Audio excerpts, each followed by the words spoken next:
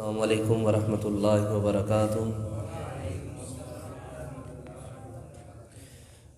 یا رب لک الحمد کما ینبغی لجلال وجہک وعظیم سلطانک، اشہد ان لا الہ الا اللہ واشہد ان محمدا عبدہ ورسولہ صلی اللہ علیہ وسلم، اما بعد فاعوذ باللہ السمیع العلیم من الشیطان الرجیم من ہمزہ ونفخہ ونفثہ، بسم اللہ الرحمن الرحیم۔ کل کے سبق کے اندر اللہ رب العالمین نے اس بات کے متعلق ارشاد فرمایا تھا کہ نبی مکرم صلی اللہ علیہ وسلم ان سے سوال کیجئے کہ کس نے ان کھانے پینے کی اشیاء کو حرام کیا ہے جو اللہ نے تمہارے لیے بطور رزق پیدا کی تھی، اور یہ چیزیں تو دنیا کے اندر تو کافر اور مسلمانوں کے لیے تو عام ہیں، لیکن قیامت والے دن صرف یہ مومنوں کے لیے خاص ہوں گی۔ ہاں، اللہ نے ان چیزوں کو حرام کیا ہے، بے حیائی کے کاموں کو، وہ ظاہر ہو یا چھپ چھپا کے ہو، گناہ والے کاموں کو، اور ظلم اور زیادتی کو، اور اللہ کے ساتھ شرک کرنے کو۔ جب موت کا وقت آ جاتا ہے تو ایک لمحہ نہ پہلے موت آتی ہے نہ ہی ایک لمحہ بعد آئے گی۔ اے آدم کے بیٹے، جو تمہارے پاس نبی آئے، جس نے ان کی بات کو ماننا، تقوی اختیار کیا، کل قیامت والے دن نہ ان کے اوپر خوف ہوگا اور نہ ہی وہ غمگین ہوں گے۔ اور جن لوگوں نے ان کو جھٹلایا، ہماری کتاب کو نہ مانا، یہ لوگ جہنم میں ہوں گے اور ہمیشہ اس جہنم کے اندر رہیں گے۔ اور اس سے بڑا ظالم شخص کون ہو سکتا ہے جو اللہ کی کتاب کو جھٹلاتا ہے؟ اور جب ایسے لوگوں پر پاس ہمارے بھیجے ہوئے ملک الموت فرشتے آتے ہیں تو اس وقت وہ ان سے پوچھتے ہیں، کہاں ہیں وہ تمہارے شریک جن کو تم سمجھا کرتے تھے کہ وہ اللہ کے ساتھ شریک ہیں، اللہ کے ہمدرد ہیں، یعنی تمہارے اللہ سے وہ تمہاری مدد کریں گے، اپیل کریں گے۔ اس وقت یہ لوگ کہیں گے، ہم اپنی جانوں کے خلاف یہ بات کہتے ہیں، گواہی دیتے ہیں، انہم کانوا کافرین، ہم تو لوگ کافر تھے، اللہ کا انکار کرنے والے تھے۔ آج کا جو سبق ہے وہ صفحہ نمبر 43 ہے اور آیت نمبر 38 ہے۔ آج کے سبق کے اندر اللہ رب العالمین اس حوالے سے بات کریں گے کہ جب جہنمیوں کے قافلے در قافلے جہنم کی طرف جا رہے ہوں گے تو یقینی بات یہ ہے کہ پہلے بھی وہاں کچھ لوگ موجود ہوں گے، یعنی پہلا قافلہ، پھر دوسرا قافلہ، پھر تیسرا قافلہ، اس طرح ہی ہوں گے نا۔ جو پہلے چلا گیا وہ پہلے چلا گیا، جو جنت میں پہلے چلا گیا وہ، اس کا مطلب یہ ہے کہ جنت میں یہ سب سے پہلے آیا۔ اسی طرح جو جہنم میں پہلے جائے گا وہ بھی دیکھے گا کہ جہنم کے اندر لوگ پہلے بھی موجود ہیں۔ اب جب پہلی جماعت چلی گئی ہوگی، دوسری جماعت آئے گی، وہ پہلوں کے اوپر لعنت بھیجے گی۔ تم لعنت کیوں بھیج رہے ہو؟ وہ اس لیے بھیجیں گے کہ تم نے شرک والا کام شروع کیا تھا، یہ چلتا چلتا ہم تک پہنچا، لہٰذا لعنت کے مستحق تم ہو، تم نے ہمیں برباد کیا۔ اس حوالے سے بھی بات ہوگی، اور جب ان کے اوپر موت کا وقت آئے گا، کافروں کا ان کے ساتھ کیا حساب ہوگا، جنت اور جہنم کا بھی تذکرہ انشاءاللہ آج کے سبق کے اندر ہوگا۔ مزید بات انشاءاللہ ہم سبق کے اندر پڑھیں گے۔ اللہ رب العالمین نے ارشاد فرمایا، قال ادخلوا، اللہ کہے گا داخل ہو جاؤ، فی امم، امتوں کے ساتھ، قد، تحقیق، خلت، جو گزر چکی تھی، من قبلکم، تم سے پہلے، من الجن، جنوں میں سے، والانسی، اور انسانوں میں سے، فی النار، جہنم میں۔ نوح علیہ السلام سے لے کے اس نبی کے آنے تک جتنی قوموں نے شرک کیا، جتنی قوموں نے کفر کیا، جتنی قوموں نے اللہ اور اس کے رسول کے ساتھ بغاوت کی، ان کے ساتھ اے امت محمدیہ کے لوگوں تم بھی شامل ہو جاؤ، ان کے ساتھ جہنم کے اندر داخل ہو جاؤ۔ اب چلیں گے لوگ، نوح علیہ السلام کی قوم پہلے داخل ہو گئی، دیگر انبیاء کی جماعتیں بعد میں داخل ہو رہی ہیں، نیچے چلے گئے جہنم کے اندر۔ اللہ ہم سب کو اس جہنم سے محفوظ فرمائے۔ جا رہی ہیں، کلما، جب کبھی بھی، داخل ہوگی نا، امتن، کوئی بھی امت، لعنت کرے گی، اختہا، دوسری کے اوپر۔ اللہ اکبر۔ او بدبختو، تمہاری وجہ سے ہم مارے ہیں، لعنت ہو تمہارے اوپر۔ اس برے کردار، اس برے رویے کے اوپر، اس برے عمل کی وجہ سے تمہارا ستیہ ناش ہو، تمہاری وجہ سے ہم یہاں یہ پہنچ گئے ہیں۔ اچھا، حتیٰ کلما، جب کبھی بھی داخل ہوگی امت، کوئی امت، لعنت اختہا، دوسرے کے اوپر لعنت کرے گی۔ اللہ فرماتے ہیں حتیٰ، یہاں تک کہ عزت دارکو، جب وہ داخل ہو جائیں گے فیہا، اس جہنم میں، جمیعاً، عزت دارکو، اکٹھے ہو جائیں گے فیہا، اس جہنم میں، جمیعاً، سب کے سب، جب سارے اکٹھے ہو جائیں گے نا، جا کے گل مل جائیں گے، قالت، کہے گی، اخراہم، بعد میں آنے والی امت، بعد میں آنے والی جماعت، لِأُولَاهُمْ، پہلے جو داخل ہو چکی ہے نا، بعد میں آنے والی پہلے گروہ کے متعلق اللہ سے کہے گی، ربنا، اے ہمارے رب، ہؤلاء، یہ وہ بد نصیب لوگ ہیں، اضلونا، جنہوں نے ہمیں گمراہ کیا، فآتہم، اے اللہ دے ان کو، عذاباً، عذاب، ضعفاً، دگنا، من النار، جہنم کے عذاب سے۔ کیا کہیں گے؟ اللہ ان کا کیا ہوا ہی ہم بھگت رہے ہیں، ان ظالموں نے اگر اپنا رستہ منتخب صحیح کیا ہوتا تو ہم پیچھے آنے والے بھی اپنا رویہ سیدھا کرتے، اپنے معاملات کو درست کرتے، اچھے رستے کا انتخاب کرتے۔ اللہ سب سے بڑے ظالم یہ لوگ ہیں، یہ بات یاد رکھیے۔ نبی علیہ الصلوۃ والسلام کا فرمان ہے، جو دنیا کے اندر اچھے کام کو رائج کرتا ہے، اچھے کام کی طرف لوگوں کو بلاتا ہے، لوگ اس کی طرف مائل ہوتے ہیں، لوگ اچھا کام کرتے ہیں، اس عمل کرنے والے کو بھی ثواب ملے گا، اور بقیہ جو لوگ ہوں گے ان کا بھی ثواب اس بندے کو ملے گا۔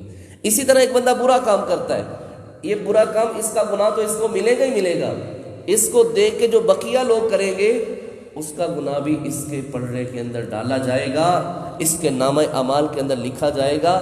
نبی علیہ السلام نے فرمایا، دنیا کے اندر کوئی انسان بھی کسی کو قتل کرتا ہے نا، کوئی بندہ کسی کو قتل کرتا ہے، اس نے قتل کیا ہے، اس کا گناہ اس کو تو ہوگا ہی ہوگا۔ سب سے پہلا گناہ اس دنیا کے اوپر آدم کے دو بیٹے حابیل اور قابیل، یہ دونوں آپس میں لڑے تھے نا، جس نے قتل کیا تھا، جتنا اب اس دنیا کے اندر کسی کو قتل کرنے کا گناہ کا وبال ہوگا، اتنا گناہ ہی اس کے نامہ اعمال کے اندر لکھا جاتا ہے۔ اس نظریے سے، اس ذہن سے یہ لوگ کہیں گے کہ اللہ ان لوگوں کی وجہ سے ہم گمراہ ہوئے ہیں، اللہ ان کو دگنا عذاب دے۔ قال، اللہ کہے گا، لکلن، اتنے سمجھدار عقل مند کی باتیں نہ کرو، لکلن، ہر ایک کے لیے، ضعفن، دگنا ہے، ولکن لا تعلمون، لیکن تم جانتے نہیں، اور پتہ چل جائے گا۔ ابھی تو انٹرویو ہوئی ہے نا، ابھی تو تم داخل ہوئے ہو، ابھی تو کام اگلا ہے، آگے تو دیکھو ہوتا کیا ہے تمہارے ساتھ۔ اب یہ بعد والوں کی بات مکمل ہو گئی۔ اب جن کے لیے انہوں نے بددعا کی نا، اللہ کے ہاں شکایت لگائی، اللہ ان کی وجہ سے ہم برباد ہوئے ہیں، اب وہ ان بعد والوں سے مخاطب ہو کے کہیں گے، وقالت، اور کہے گی، اولاہم، پہلی جو جماعت نیچے پہلے موجود تھی، لِأُخْرَاهُمْ، بعد میں آنے والی کو، فما کان لکم، وہ جناب کیا ہے تمہیں، کیا ہے تمہارے لیے، علینا، ہمارے اوپر، من فضل، کوئی فضیلت، اور تمہیں جناب کیا فضیلت ملی ہے، تم کون ہوتے ہو ہمارے لیے اس طرح کی باتیں کرنے والے؟ ہم نے تمہیں پکڑ کے لگایا تھا یہ کام کرو، ہم نے تمہیں دعوت دی تھی یہ کام کرو۔ اللہ اکبر، وہ کہیں گے، فذوقوا، پس چکھو، العذاب، عذاب کو، بما کنتم تکسبون، جو تم نے دنیا کے اندر کمایا تھا نا، اس کا عذاب چکھو، ہمیں برا بلا نہ کہو، بلکہ اپنے کردار کو دیکھو، تم نے دنیا کے اندر کیا کچھ کمایا ہے، ہمارے اوپر کیوں بہتان لگا رہے ہیں؟ ہم نے جو کیا ہم بھگتیں گے، اور تم نے جو کیا تم بھی اس کو بھگتو گے، جو ہم نے کیا ہم اس کی سزا پائیں گے، اور جو تم نے کیا تم بھی سزا پاؤ گے، لیکن ہمیں تو نہ برا بلا کہو، ہمارے اوپر تو نہ لعنت بھیجو، اپنا کریکٹر دیکھو، اپنا کردار دیکھو، پھر ہمارے ساتھ بات کرو۔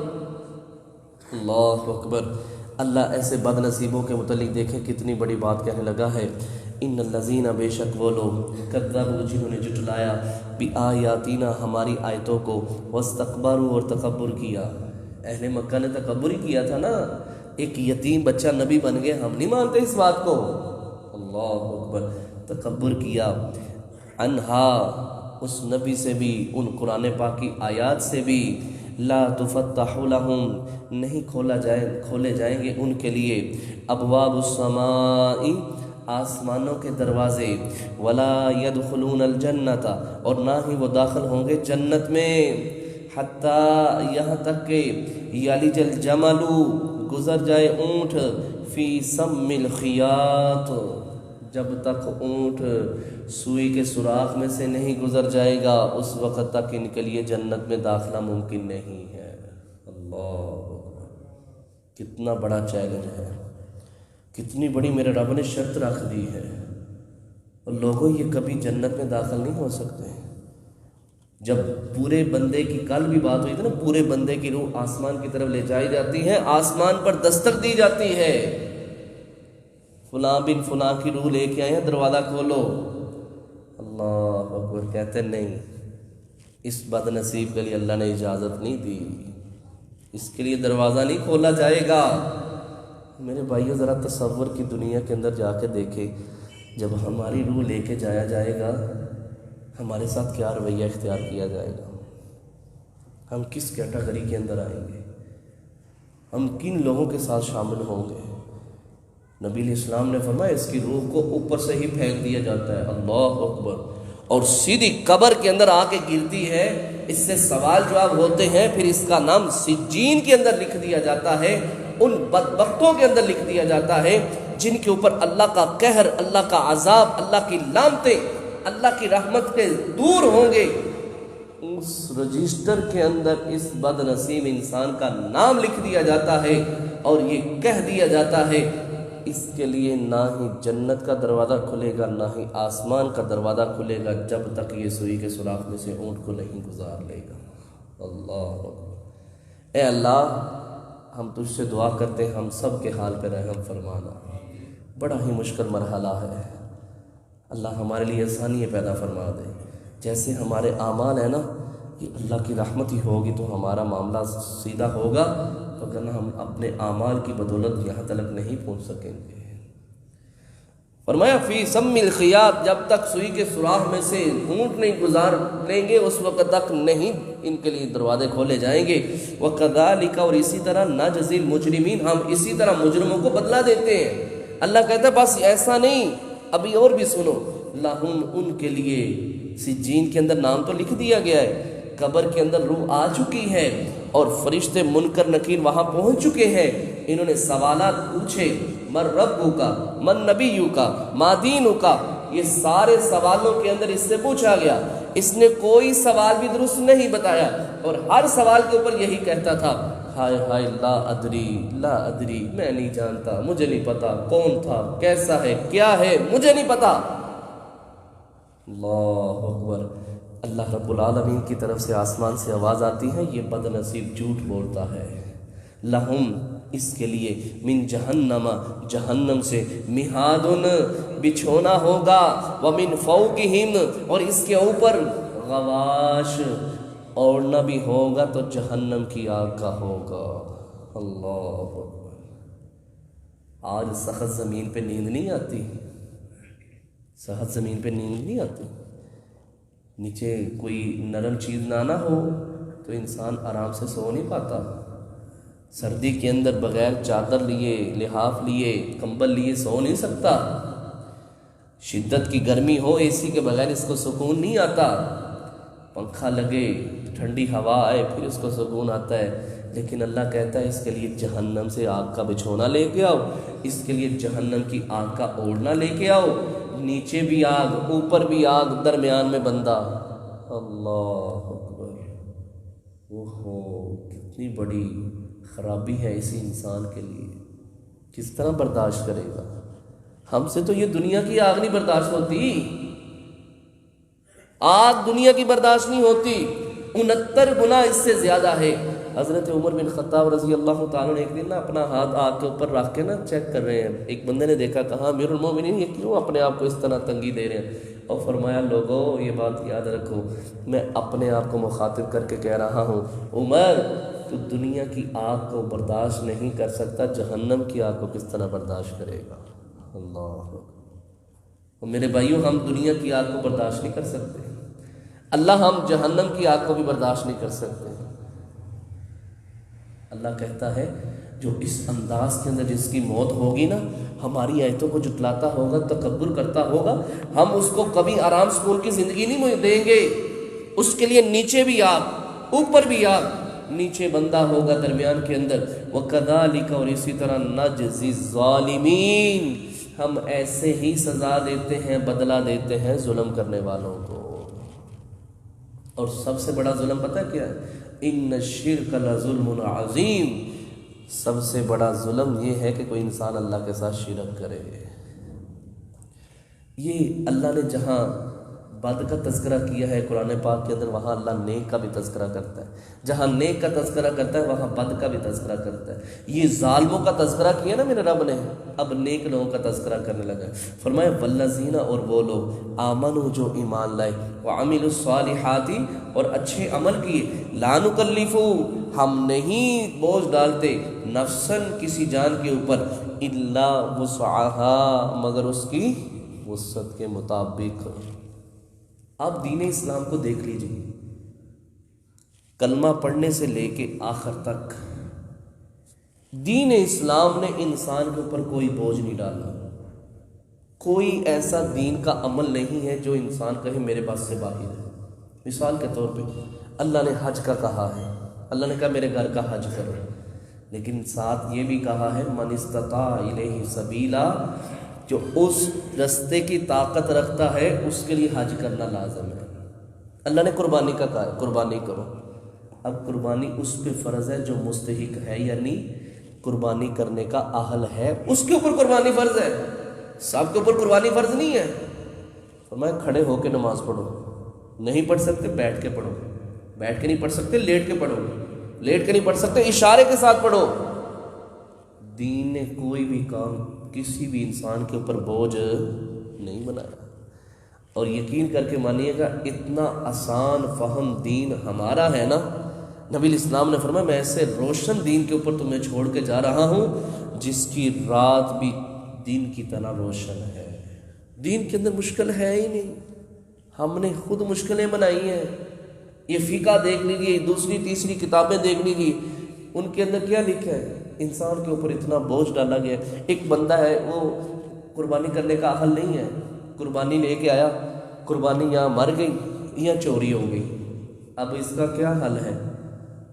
مولوی صاحب کہتے ہیں تم نے پہلے پنگا کیوں لیا, تو نہیں نہ کر سکتا تھا, تو لے کے کیوں آیا؟ اب تیرے اوپر لازم ہے کہ تو اس کے بدلے لازم ایک قربانی دے. وہ اللہ کے بندے پہلے وہ مرا ہوا ہے تو اور مار اس کو, وہ قرض اٹھا کے تو اس نے قربانی کرنی تھی. وہ کہتے ہیں پہلے اس نے پوٹھا پنگا کیوں لیا, اب ایک قربانی اس کے بدلے لازم کرے گا, اس کے اوپر قربانی فرض ہوگی. لیکن دین اسلام کیا کہتا ہے؟ کہتا ہے نہیں ہے, کوئی مسئلہ نہیں, اللہ تیرے دل کی نیت کو جانتا ہے, تیرے حالات سے اللہ واقف ہے. جس کے لیے تو نے کرنی ہے نا, لن ینال اللہ لحومها ولا دماؤها ولکن ینالہ التقوی, اللہ کو نہ تمہاری قربانی کا خون پہنچتا ہے نہ گوشت پہنچا ہے, اس کو تو پہنچتا ہے تمہارے دل کا تقوی پہنچتا ہے. تمہارے دل کا تقوی کیا ہے اللہ بہتر جانتا ہے, لیکن تمہارے اوپر اب کوئی سختی نہیں ہے, پابندی نہیں ہے. اللہ کہتا ہے لا نکلف نفسا الا وسعها, ہم کسی جان کے اوپر اس سے زیادہ بڑھ کے بوجھ نہیں ڈالتے. اولئک, یہی وہ لوگ ہیں, اصحاب الجنت, یہ جنت والے ہیں, ہم فیہا خالدون, یہ اس جنت میں انشاءاللہ ہمیشہ ہمیشہ رہیں گے. اللہ اکبر. جنتی جنت میں چلے جائیں گے, جہنمی جہنم میں چلے جائیں گے. اللہ رب العالمین موت کو مینڈے کی صورت میں لے کے آئے گا. اللہ اپنے ہاتھ سے موت کو بھی موت دے دے گا.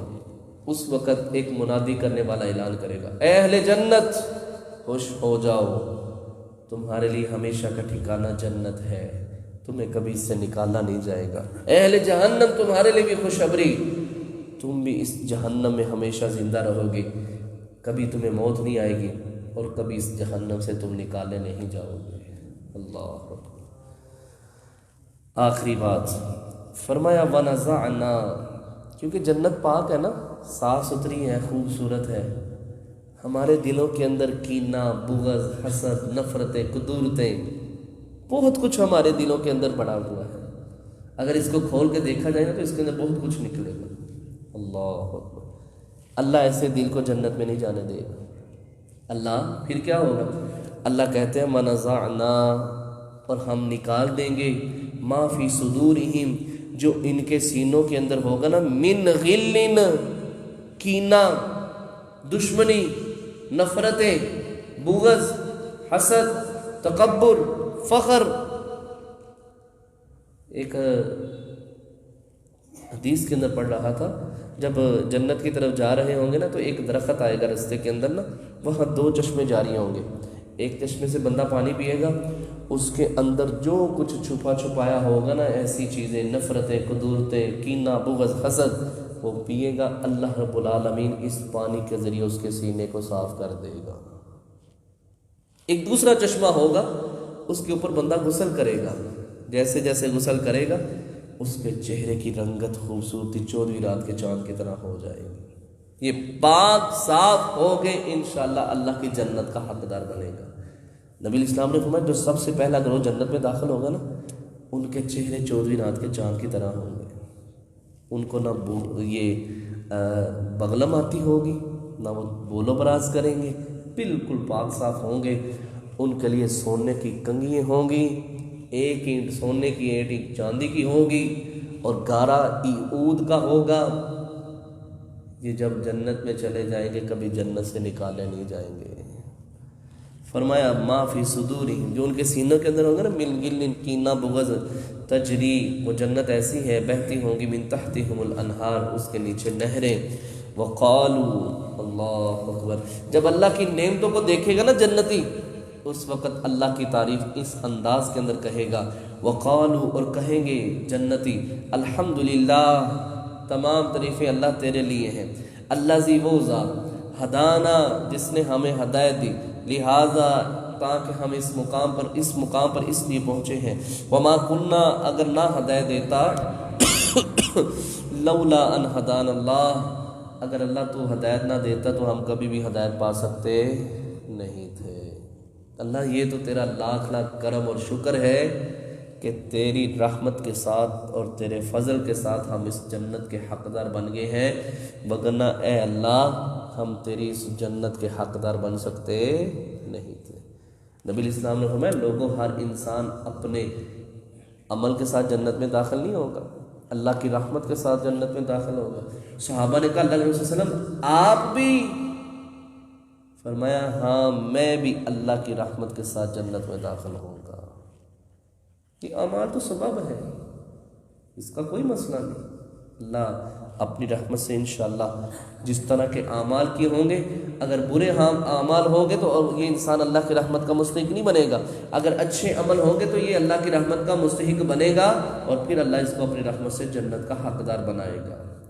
فرمایا لقد، تحقیق، جاءت، آئے، رسول ربنا، اللہ کے بھیجے ہوئے رسول، بالحق، اللہ تیری طرف سے آئے تھے رسول اور سچ لے کے آئے تھے۔ اللہ ہم اس بات کی تصدیق کرتے ہیں، ہم سچ بولتے ہیں، تیرے نبی بھی سچے تھے، تیری کتاب بھی سچی تھی، وہ جو کچھ کہتے تھے سچ کہتے تھے، اور سچ کے اوپر ہی ان کی موت ہوئی ہے، سب کچھ حق بات تھی۔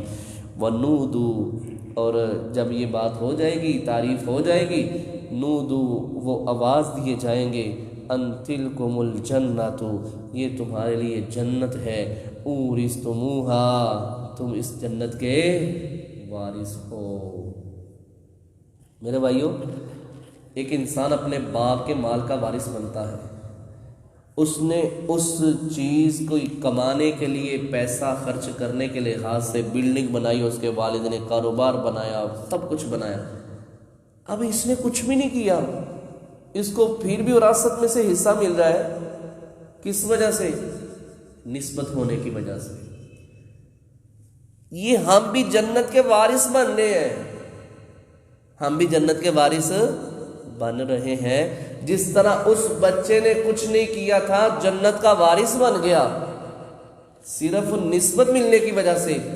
اور ہم بھی جو نیک عمل کر رہے ہیں اسی نسبت سے ہمارے اعمال کے ذریعے سے اللہ رحمت فرمائے گا اور اللہ ہمیں بغیر کسی وجہ کے جنت کا حقدار بنا دے گا انشاءاللہ۔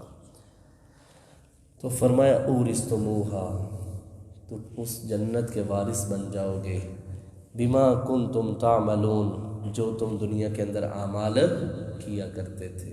اور جب اس جنت میں داخل ہو جائیں گے، ایک اعلان کرنے والا اعلان کرے گا، اہل جنت کبھی جوان رہو گے کبھی بڑھاپا نہیں آئے گا، زندہ رہو گے کبھی موت نہیں آئے گی، تندرست رہو گے کبھی بیماری نہیں آئے گی، اس جنت میں داخل ہوئے کبھی اس جنت سے نکالنے نہیں جاؤ گے۔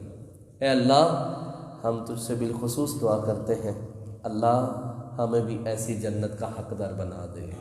ایک دنیا کے اندر بھی لوگوں نے جنت بنائی ہے جہاں پولیس والے تھپڑ مارتے ہیں، جوتے مارتے ہیں، اللہ ایسی جنت نہیں، ہمیں جنت الفردوس کا حقدار بنا دے۔